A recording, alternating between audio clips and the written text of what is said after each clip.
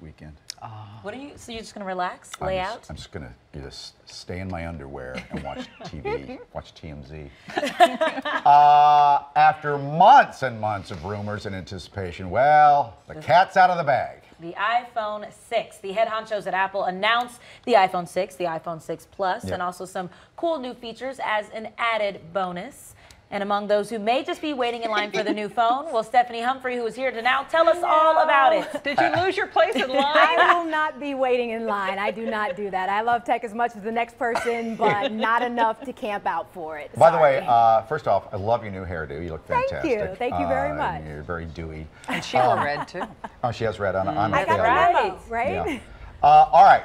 So if I get one, I think I'm going to go for the iPhone 6 Plus because it's bigger.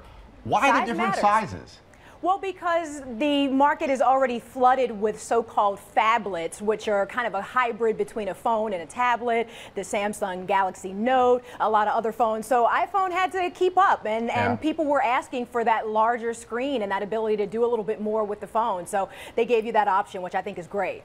And they're also keeping up with something else. We're talking about the watch, right? Yeah, that Apple Watch is so cool. I love that. I might stand in line for that because I think they really hit the nail on the head with the stylishness of it, the ability to kind of draw people in with that design. It is highly customizable. You can see right there, there's an 18-karat gold option. So I think a lot of people are going to gravitate towards this phone. And style is important because we just mentioned earlier, my parents have the other watch, the first one that came out that's really with Android phones. And I think we have a picture of it.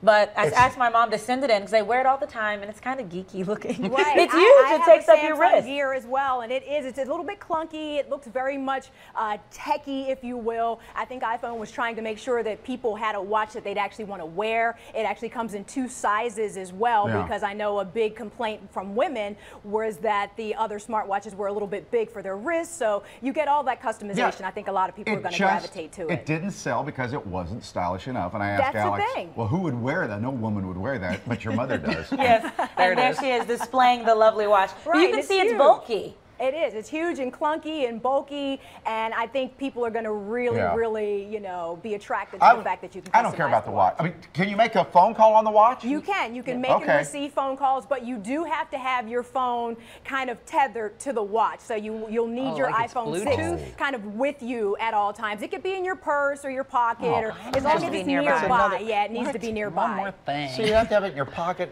to use the. Well, I hope with this. Well, you don't have to pull your phone out. That's the thing. Somebody calls you. You can just go, hello, Oh, hello. well, that's genius. That's what my parents do, but it's going to be interesting to see how this plays out because a lot of times we'll be walking in the store and my dad's talking like this, hello, can you hear me? And people are looking at us crazy. I'm like, Dad, put the watch down. Secret Service. You're going to see a lot more of that, though. You're going to see a lot more of that. The headline yesterday was that you can replace your wallet and credit cards by just walking up to the item you want at the cash register, and watch this.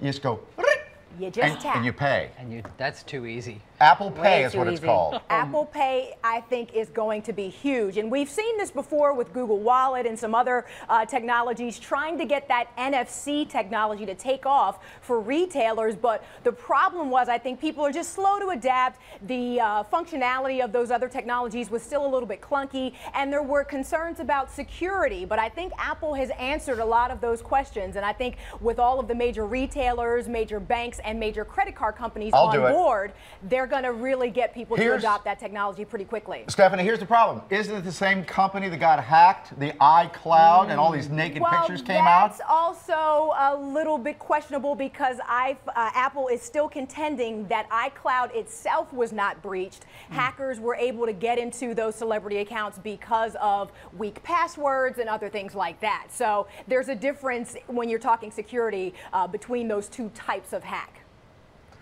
We love you, Steph. She knows it all. I missed you. All right. Thanks a lot. Boy, she knows her stuff. Hey, still ahead. Half of American children receive an allowance. You still doing that with your kids?